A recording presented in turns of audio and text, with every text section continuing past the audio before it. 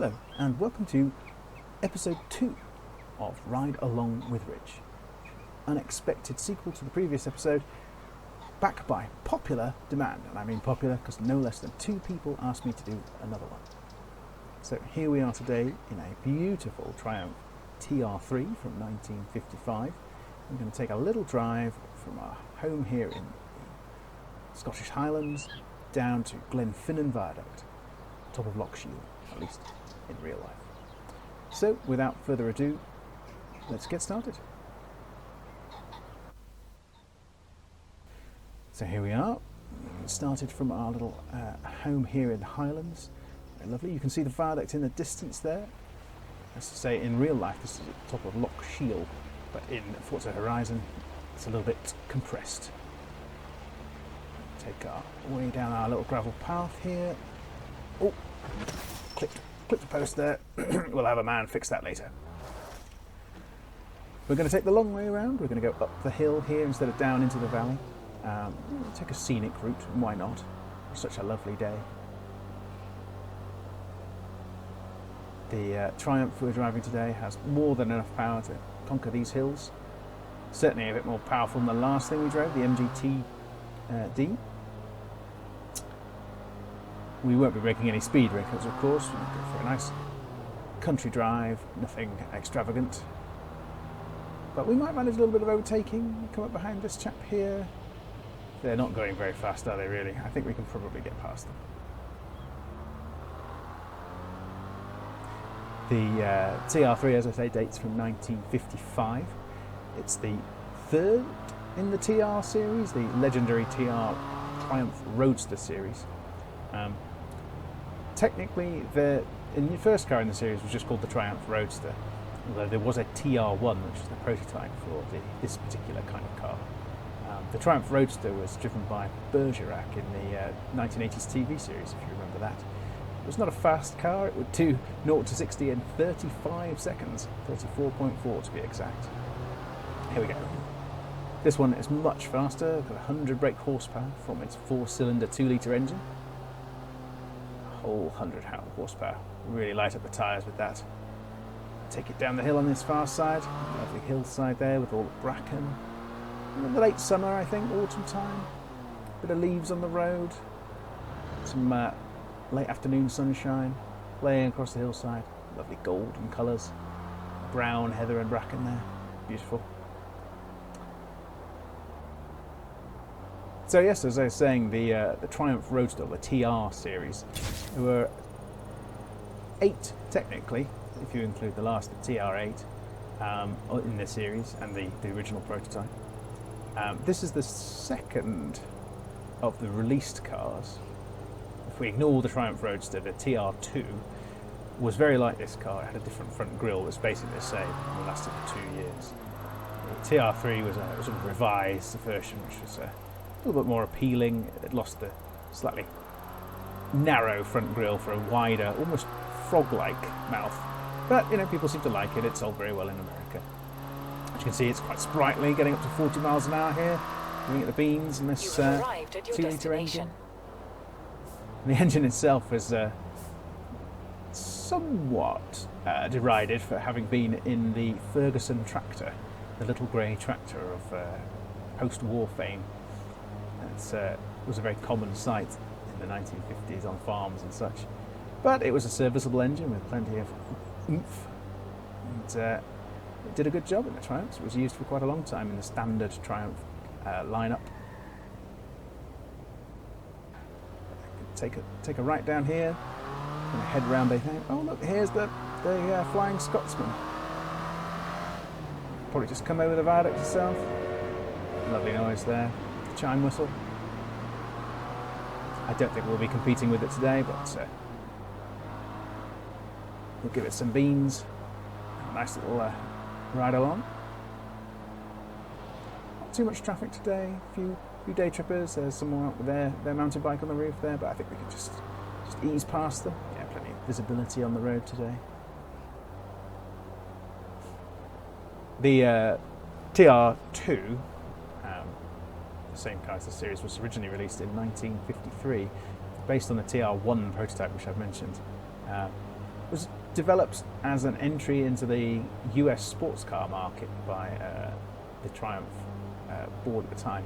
Triumph had been purchased just after the war by Standard Motor Company, and eventually would go on to form Standard Triumph before they finally dropped the Standard name and just became Triumph full stop. Triumph was eventually bought out by Leyland in the 60s, and then finally put out of its misery, perhaps is the right word, in the mid-80s. The British car industry was fading at that point. The brand is currently owned by BMW, but I don't suppose we'll see anything from them anytime soon. But yes, the attempt to enter the American sports car market, they'd seen how lucrative things like the MGs were, and they wanted to have a piece of that cake.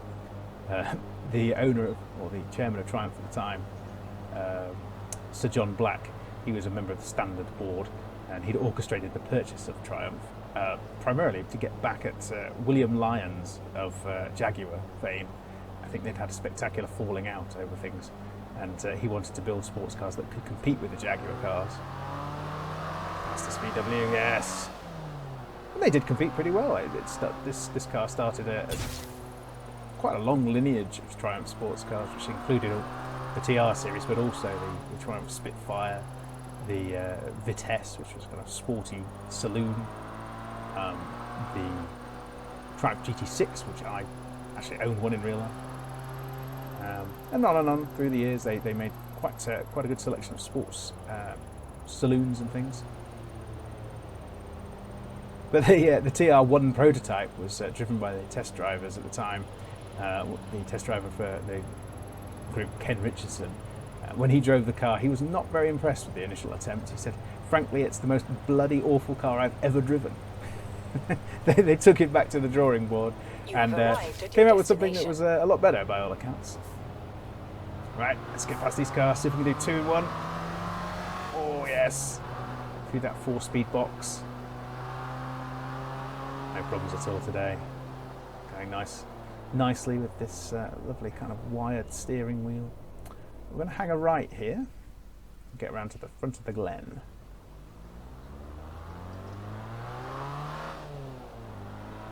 Really part of the world up here.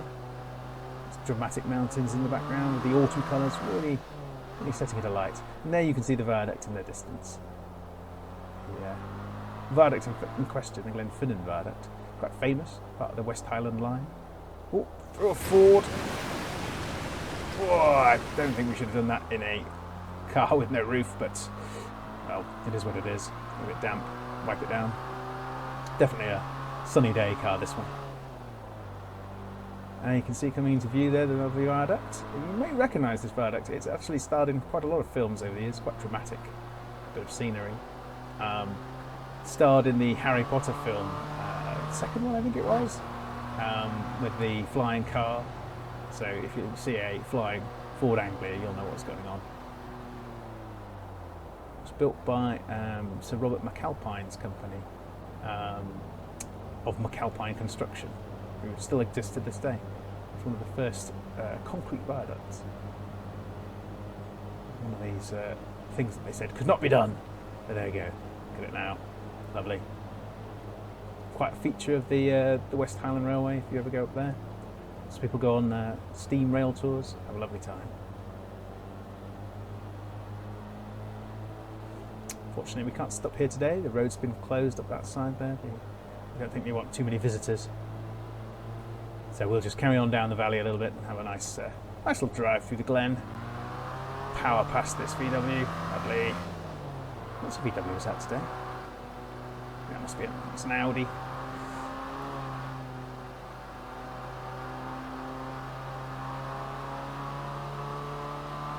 Lovely. Purring away there.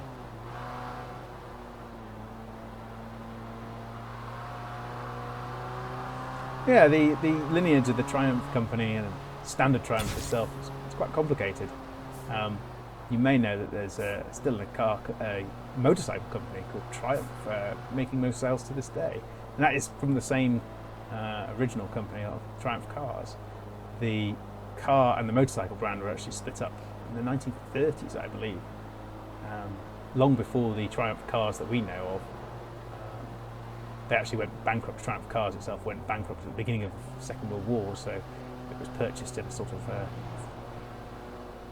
fire sale-like affair, I guess you could say, after the war, with the aim of bringing the standard mark some much-needed cachet.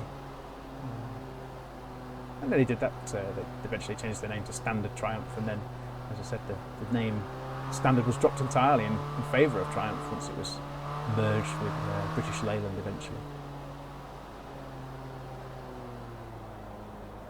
There we go. Coming up on this little Mercedes, we'll get past this bit of power. 100 brake horsepower at 5,000 revs. This nice torquey engine, bit of go. It's eventually replaced by a straight 6, which then went on to power the TR5, 6 and 6, but also the GT6 and the Vitesse that I mentioned previously. We're coming up at the end here of our little jaunt, coming up to this lovely little lay-by where we can stop, have our sandwiches, look down the valley at this beautiful viaduct.